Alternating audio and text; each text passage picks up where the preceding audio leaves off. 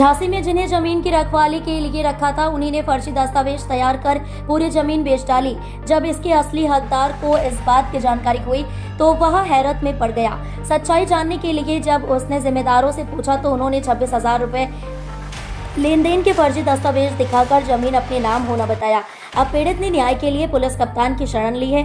पुणे महाराष्ट्र निवासी doctor major general Awadh किशोर मिसूरिया व योगेश नगरिया हरपालपुर जिला छतरपुर मध्य प्रदेश निवासी ने झांसी के वरिष्ठ पुलिस अधीक्षक को शिकायती पत्र देकर पूरे मामले से अवगत कराया। डॉक्टर मेजर जनरल अवध किशोर मिश्रा ने बताया कि सन 1982 में झांसी में डिफेंस में अपनी सेवाएं देती थी। इसी दौरान उन्होंने ग्वालियर रोड पुलिस चौकी उन्नाव बालाजी रोड पर लगभग 1 लाख वर्ग फीट जमीन खरीदी थी। इसके बाद उनका स्थानांतरण पुणे हो गया, जिसकी देखभाल के लिए उन्होंने मसीहागंज सिपरी बाजार तथा गणेश मीडिया निवासी 2 व्यक्तियों को इसकी जिम्मेदारी सौंप दी और लिखित में यह भी अंकित किया गया कि वह इसकी केवल देखभाल करेंगे, क्रय विक्रय नहीं कर सकेंगे। कुछ दिन तो सब कुछ ठीक चला, परंतु कुछ दिनों के बाद दोनों की नीयत बदल गई और इन दोनों व्यक्तियों ने अपने 2 साथियों के साथ मिलकर दस्तावेज तैयार कर यह जमीन बेच डाली।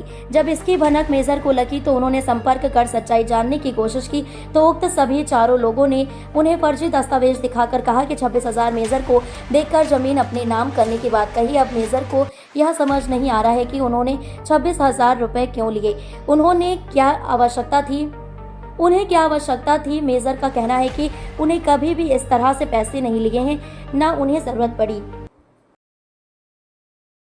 क्या नाम है आपका और क्या समस्या है? मैं major general A.K. Misuriya doctor हूँ और रिटायर हो गया था 2002 में।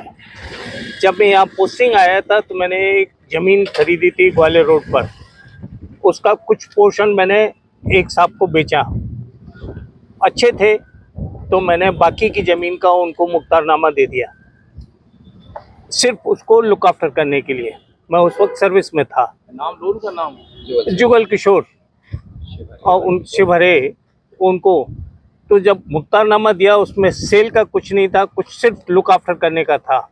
अब उन्होंने उसको हत्याने की कोशिश की और उन्होंने हमको बताया कि 2000 हमको बाद में 26,000 रुपये दे के और वो ज़मीन उन्होंने रेहन में रख ली।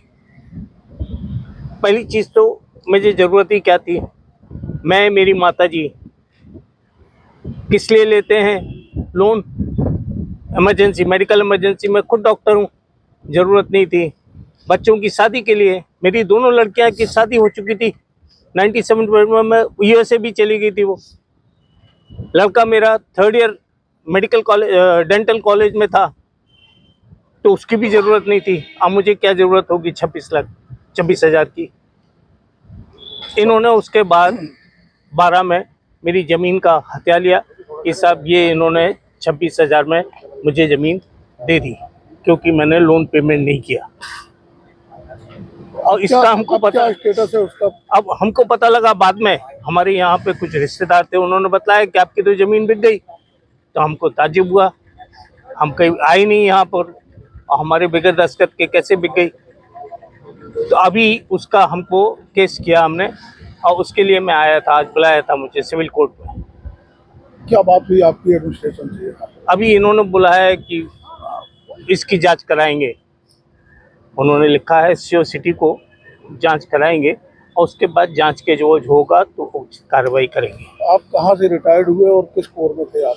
हम मेडिकल कोर में थे, डॉक्टर हैं और हम 2002 में जनवरी में रिटायर किए। हमारी पेंशन इतनी अच्छी है, मैं 1,18,000 पेंशन है, उस पर DA भी मिलता है। उस वक्त था 50,000, तो सोच लीजिए 2 लाख रुपए मुझे मिलता है, तो उसमें से मैं क्यों नहीं 26,000 रुपये इनका, है ना। और ज़मीन की इतनी वैल्यू है। अच्छा, जो जमीन बिकी है उस पर साइन किसके हैं ये पता चला? वो वही तो उन्होंने क्या किया है, कुछ था टेक्निकल, उन्होंने उसका इस्तेमाल किया। हमारे दस्तखत नहीं है। आपके नहीं? हमारे दस्तखत नहीं है, वो फर्जी है सब। टोटल जमीन कितनी है? टोटल 1 लाख जमीन पर फुट? 1.8। 1 लाख पर फुट समथिंग है। हाँ, 1 लाख पर। उसके लिए 26,000 क्या?